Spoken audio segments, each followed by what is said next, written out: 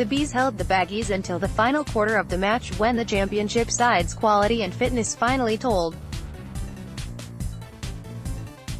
A goal from the excellent Kyle Edwards and a Hale Robson-Kanu brace settled the match played in difficult conditions with pitch-side temperatures exceeding 30°C. Here's 5 things we learned from Albion's maiden pre-season friendly. A stickler for formation, Moore never once veered from 4-4-2 during his brief run as caretaker manager last season. Why would he? Because it worked for him in pretty much every match. And, if the shape of his team in North London was anything to go by, it's fair to suggest it will be 4-4-2 all the way in the championship.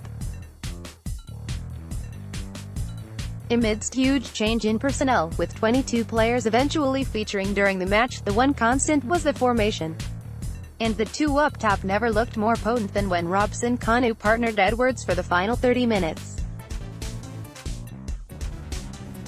Edwards in the frame. Moore and first-team coach Jimmy Shawn have challenged the club's younger players to seize the initiative and grasp their opportunity to impress in pre-season training sessions and games.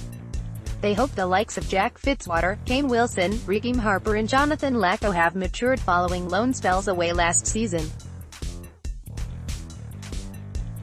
Kyle Edwards certainly appears to fall into that bracket after spending a season at Exeter City alongside Wilson. He made 28 appearances for the Grecians and scored in their League Two playoff final defeat to Coventry City at Wembley in May. That time away appears to have done him the world of good, because Edwards single-handedly changed the momentum of the Barnet match.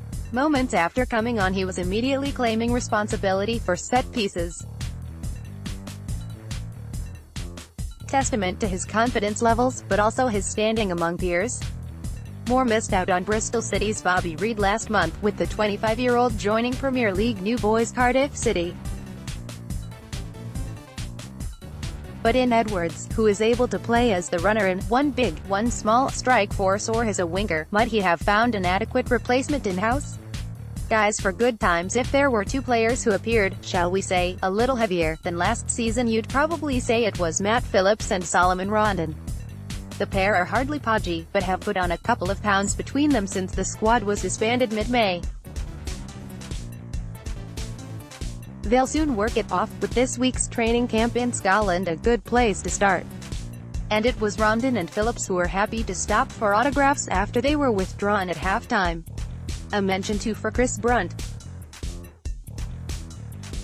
Brunt, who will likely be named captain in the fullness of time, showed his class by stopping in the searing heat to pose for pictures with fans before boarding the team bus. But the Northern Irishman loses brownie points for insinuating he wouldn't be supporting England against Sweden. Options open. Albion cruised past Barnet without as many as 11 senior players. Nasser Chadli is preoccupied at some tournament in Russia, while Ahmed Hagzi is due back tomorrow after extended leave owing to Egypt's World Cup involvement. New signings: Sam Johnston, Jake Livermore, Kieran Gibbs, Sam Field, James Morrison, Alan Young, Craig Dawson, Oliver Burke and James McLean were also absent from the Hive on Saturday. Darren Moore reveals his West Brom plans, the full transcript even if you take out Chadli, Dawson, McLean and Rondon, who will almost certainly leave this summer. Moore still has decent options throughout the team. Hopefully he'll be able to retain a nucleus of last year's team, with a few additions here and there, most notably at centre-back following the departures of Johnny Evans and Gareth McCauley. Albion have the makings of an incredibly competitive squad at championship level. Timely reminder: perhaps the only senior Albion player not to have attracted significant transfer interest since relegation is Hale Robson-Kanu. And he was the only senior player who warmed the bench at Barnet during the first half. Even his name on the team sheet was spelled wrong. Transfers: West Brom track another former Aston Villa ace, so his brace, albeit against modest opposition, will have done his belief and self-esteem no harm at all. The 29-year-old has never been prolific, but he's been part of a championship promotion campaign before with Reading in 2011-12.